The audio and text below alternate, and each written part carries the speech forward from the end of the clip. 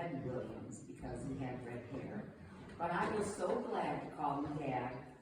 I first met Dad when I was 6 months old, as I was born while he was in the Korean War. Dad married Mom when he got out of the service in 1948. They had built a small home and had my sister Faye when he was recalled to the service. There he was in the infantry and assigned to the motor pool. So off he went to war, leaving his family behind. He often said, "There are no atheists in foxholes." And it was in Korea that he made a promise to raise his kids in the church. Dad was definitely a keeper of promises. Mom ran the household on a daily basis, but it was Dad who gave us the sense of home, and it was the foundation on which our family was built. Raised as a foster child during the Depression, having a home and family were most important to him. He was the center of our home, although he worked long hours to provide for our family. Dad was such a strong presence in our lives, and we are so blessed that he lived to 95 years, teaching and guiding us, and he may have learned just a little bit from us too. First, Dad was a great family man. He worked in his garage at night to earn extra money, but after dinner he would watch cartoons with us for an hour. He could laugh like no other at the antics of Popeye and Roadrunner. His laugh was so deep and hearty that he made us laugh until our sides hurt. As a family, we watched Disney, sing along with Mitch and Lawrence Welk. Dad had a wonderful deep bass voice, and every once in a while, because he was self-conscious, he'd sing along with Mitch and the rest of us. On holidays, we went to the local carnivals, and every year he took a week's vacation with us to my uncle's cottage in East Dallas. On vacation, Dad was in charge, not Mom.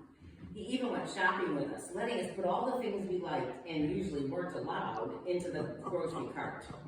Mom stood by saying, "Oh, Jim." We swam, made burgers and beans on the grill, drank pop to our heart's content, took boat rides, water skied, and made so many family memories. And by 1977, Dad decided to build a cabin for our family in East Dallas. He wanted to create a legacy that he could pass down from generation to generation, keeping the family close. Of course, he enlisted his sons-in-law to participate, teaching them his skills: roofing, tiling, constructing. Dad was a steadfast, fair-minded man. He treated each of his children equally. I think I secretly wanted to be his favorite child. But he seemed to know what each of us needed and showed no favoritism at all. He was fair to all who knew him, but he often said, if someone offends you or hurts you, shame on them. But if you allow it again, shame on you for letting it happen. In other words, be wary and responsible. Dad was also sentimental. He wouldn't show it or say it, but we were expected to be home for the holidays, do our parts, and be sure to get along with everyone. He would never take sides. Darn. I wanted him to take my side, of course. He kept every card that anyone sent him and read each one, often writing the date on the envelope. He saved vacation tickets, bulletins, programs, high school and college invitations, as well as newspaper articles. Sentimental and a little bit of a hoarder. Mom wasn't a daily disciplinarian, but it was Dad who ruled the roost. None of my sisters wanted to hear the words, "Wait till your father comes home." Dad was a great teacher with very high expectations. That's why I'm doing this today. It's expected. As with many parents in the 50s and 60s, children were expected to do well and not expect a lot of praise. A word of encouragement from Dad went a very long way. All it took was good job or good or maybe just a nod. He taught us that we weren't born in a barn, so we shut the doors. He taught us that we should turn off the lights when the house was lit up like a Christmas tree. And think TBB, tires, brakes, and battery, and low mileage if you buy a used car. And keep the oil changed. Measure twice and cut once, and it went on and on. Mind your manners, be polite, pass plates to the right, or was it the left? Dad was a perfectionist when it came to table decorum. One time we started giggling, Susie started it, and soon we were all set from the table, including Mom. One by one, and he was the only one left at the table. Dad was an encourager. He encouraged us in our musical instrument choices and in our career interests. He was a quiet bystander as we pursued our goals. After Mom had a stroke and wanted to go to beauty school, he supported her. That must have been hard, but he seemed to know what it was she needed to heal. That was when Dad started to cook, and he was a great chef. He put decorative ketchup on the meatloaf, and no one could make roast beef like Dad. Mike thinks he's getting close. He subscribed to several recipe magazines and tried new recipes. When comparing Mike's vegetable soup to Grandpa's, 5-year-old Emily said Grandpa's was more flavorish. So the guys began comparing notes on spices, flavors, and sharing their recipes. Dad was a fixer. I was so proud that my dad could fix anything with a motor. My kindergarten teacher even brought her Thunderbird hardtop convertible over when her top wouldn't go up or down. The neighbors and everyone in town knew that Dad could fix their cars when no one else could, not even the dealerships. And when the outboard motor gave out on the El Sabo River near dusk, Dad fashioned a new part for it, so we were able to get to shore safely. Dad could be counted on. He put a new motor in my car when a sister of mine, name withheld, bent the frame on the car, and Dad patiently and methodically took the car apart and added a new frame. That took months.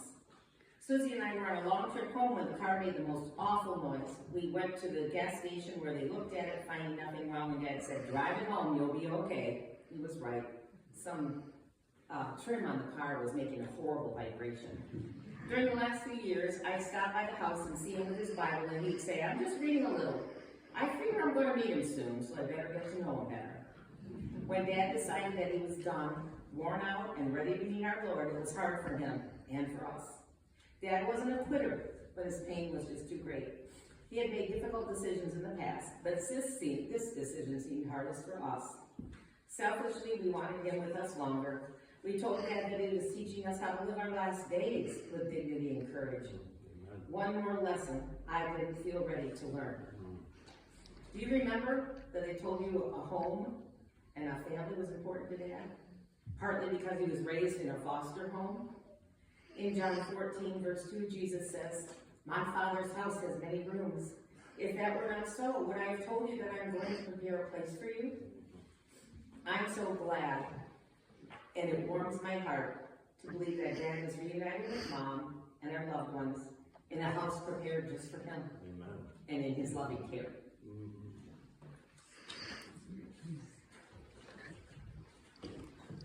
James E. Williams, 2 Peter 1:5.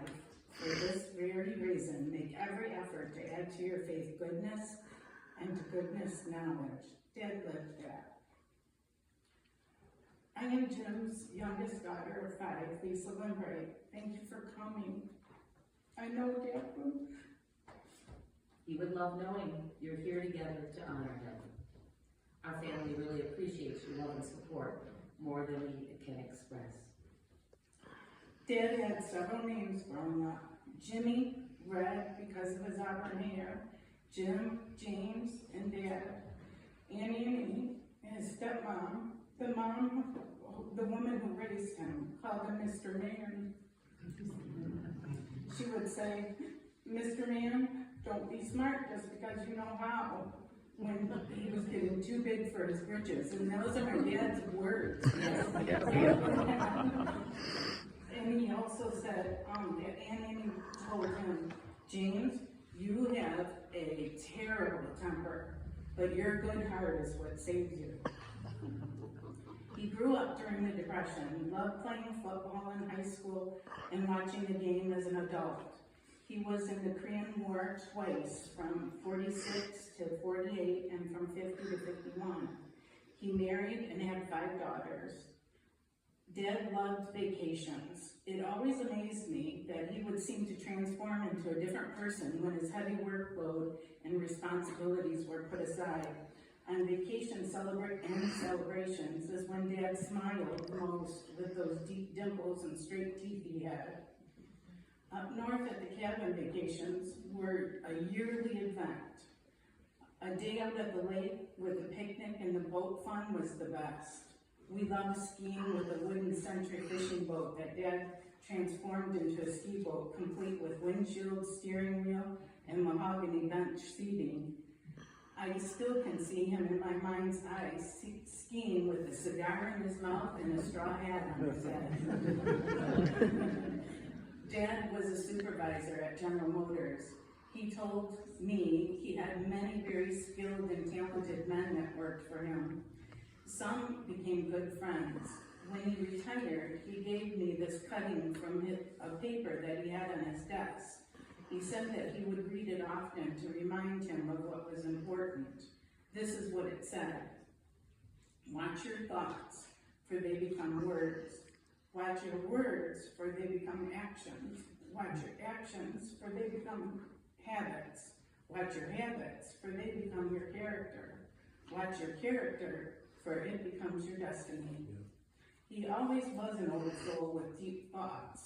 Dad was a person who didn't like games or cars.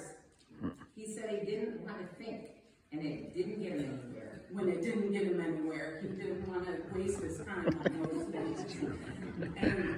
But Dad would help you fix your problems with cars, houses, school projects, and many other life puzzles, real life puzzles. If there was something that no one else could figure out, that's when you called Dad. He always had an answer. You can imagine how busy having 5 girls and a wife was for him. Even so, he always had time to help a friend or family member.